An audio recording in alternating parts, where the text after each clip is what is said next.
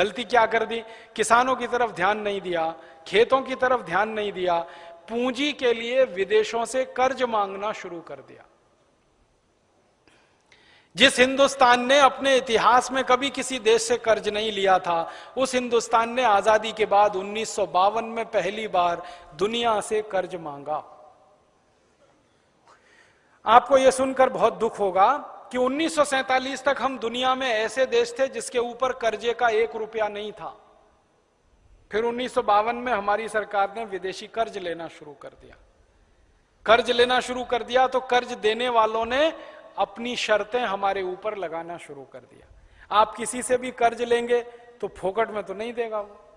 आप बैंक से कर्ज मांगने जाते हैं ना, तो बैंक अपनी शर्त बताता है कि नहीं? ऐसे ही हमने विश्व बैंक से कर्ज मांगा, विश्व बैंक ने अपनी शर्त बताना शुरू किया। और उनकी शर्तें क्या थी?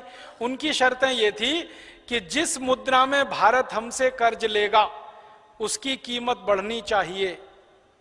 मतलब भारत कर्ज लेगा अगर डॉलर में, तो डॉलर की कीमत बढ़नी चाहिए। भारत कर्ज लेगा अगर स्टर्लिंग पाउंड में, तो स्टर्लिंग पाउंड की कीमत बढ़नी चाहिए। भारत अगर कर्ज लेगा फ्रेंच में, फ्रैंक में, फ्रांस की करेंसी फ्रैंक, तो उसकी कीमत। तो जो भी विदेशी मुद्राओं में हमने कर्ज लेना शुरू किया, उन मुद्राओं की कीमत बढ़ती गई। और उस कीमत को बढ़ाने के लिए भारत की सरकार ने अपने रुपए की कीमत को गिराना शुरू कर दिया। 1952 में रुपए की कीमत गिरी। 1947 15 अगस्त को 1 रुपया 1 डॉलर के बराबर था, 1 रुपया 1 स्टर्लिंग पाउंड के बराबर था, 1 रुपया 1 फ्रेंच फ्रैंक के बराबर था। लेकिन 1952 आते आते 7 रुपया डॉलर हो गया। फिर हमने दोबारा 1957 में कर्ज लिया, फिर 1962 में लिया, फिर 1967 में लिया, फिर 1972 में लिया, फिर 1977 में लिया, फिर 1982 में लिया। और 1982 के बाद हर साल कर्ज लेना शुरू कर दिया। पहले 5-5 साल में एक बार कर्ज लेते थे। फिर 1982 के बाद हर साल 1983, 1984, 1985 हर साल कर्ज लेना शुरू किया। और कई कई प्रधानमंत्री तो ऐसे आए महानुभाव इस देश में, जिन्होंने पुराने कर्जे का ब्याज देने के लिए नया कर्ज ले लिया। ऐसे भी प्रधानमंत्री आए इस देश। उन्होंने कर्जों के सारे रिकॉर्ड तोड़ दिए। परिणाम क्या हुआ? कर्ज बढ़ता गया।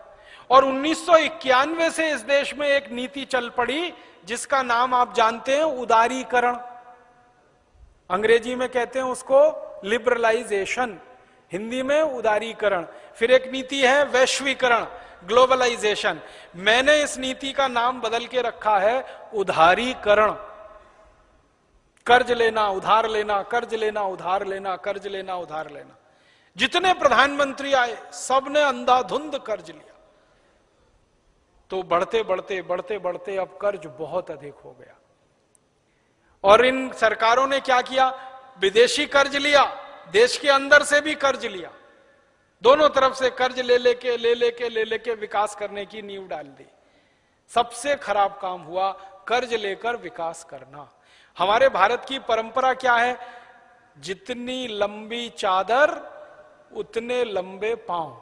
यह भारत की परंपरा है। अगर हमारे पास कम पैसे हैं तो कम पैसे में ही काम चलाओ, कर्जा लेके मत आओ। ये भारत की परंपरा। लेकिन सरकारों ने इसका उल्टा कर दिया। उन्होंने कहा कि चादर अगर बड़ी नहीं है तो उधार की चादर ले आओ। तो कर्ज ले लेके देश के ऊपर इस समय लगभग 18 लाख करोड़ रुपए का तो विदेशी कर्ज हो गया,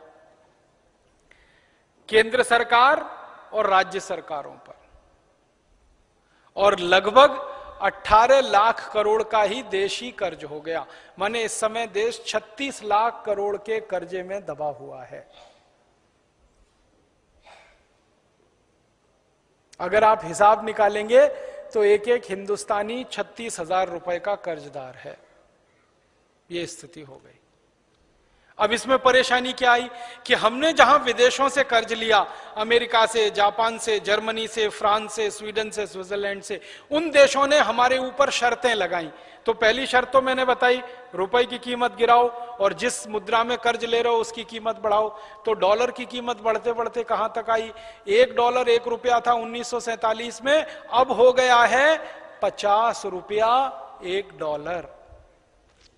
माने रुपए की कीमत 50 गुनी कम हो गई। 1947 में ₹1 1 स्टर्लिंग पाउंड था, अब हो गया है ₹80 1 स्टर्लिंग पाउंड। एक करेंसी आई है दुनिया में जिसका नाम है यूरो डॉलर। 1 यूरो डॉलर ₹56 हो गया। हर एक दुनिया की करेंसी की तुलना में भारत के रुपए की कीमत गिर गई। हमारे ऊपर शर्त लगी तो हमने वो शर्त मानी। दूसरी शर्त हमारे ऊपर क्या आ गई कि जो जो देश से हम कर्ज लेंगे उन्हीं देशों की कंपनियों को भारत में व्यापार करने के लिए बुलाना पड़ेगा। अगर हम अमेरिका से कर्ज लेंगे तो अमेरिका की कंपनियां भारत में आएंगी, व्यापार करेंगी, उनको लाइसेंस देना ही पड़ेगा। अगर जापान से कर्ज लेंगे तो जापान की कंपनियां आएंगी, उनको लाइसेंस देना पड़ेगा। जर्मनी से कर्ज लेंगे तो वहां की कंपनियां आएंगी, उनको लाइसेंस देना पड़ेगा। तो भारत की सरकार ने 24 देशों से कर्ज ले रखा है, तो 24 देशों की 5000 कंपनियां घुस गई हमारे देश में धंधा करने के लिए। अब दुख और तकलीफ की बात क्या है कि हमने एक ईस्ट इंडिया कंपनी को 100 साल की मेहनत करके मार के भगाया था, और उसको भगाने में लाखों शहीदों की कुर्बानी देनी पड़ी थी। करोड़ों हिंदुस्तानियों को अपनी मां बहन बेटियों का बेइज्जती सहन करना पड़ा था एक कंपनी को भगाने में। लेकिन अब आजादी के बाद ऐसे चक्कर में देश फंस गया कि 5000 से ज्यादा विदेशी कंपनियां फिर आ गई। अब इन कंपनियों के आने से फिर नुकसान हो रहा है।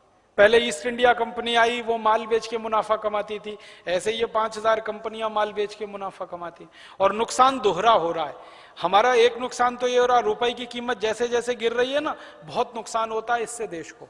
आप समझते हैं कैसे नुकसान होता है?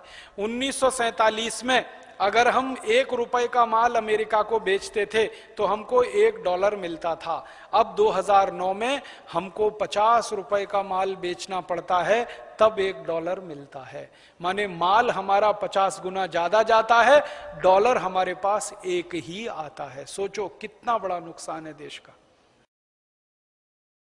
दोस्तों, सबसे पहले तो चैनल सब्सक्राइब करें, फिर लाइक, कमेंट और शेयर करें, और हाँ, हमारा एंड्रॉयड ऐप डाउनलोड करना ना भूलें।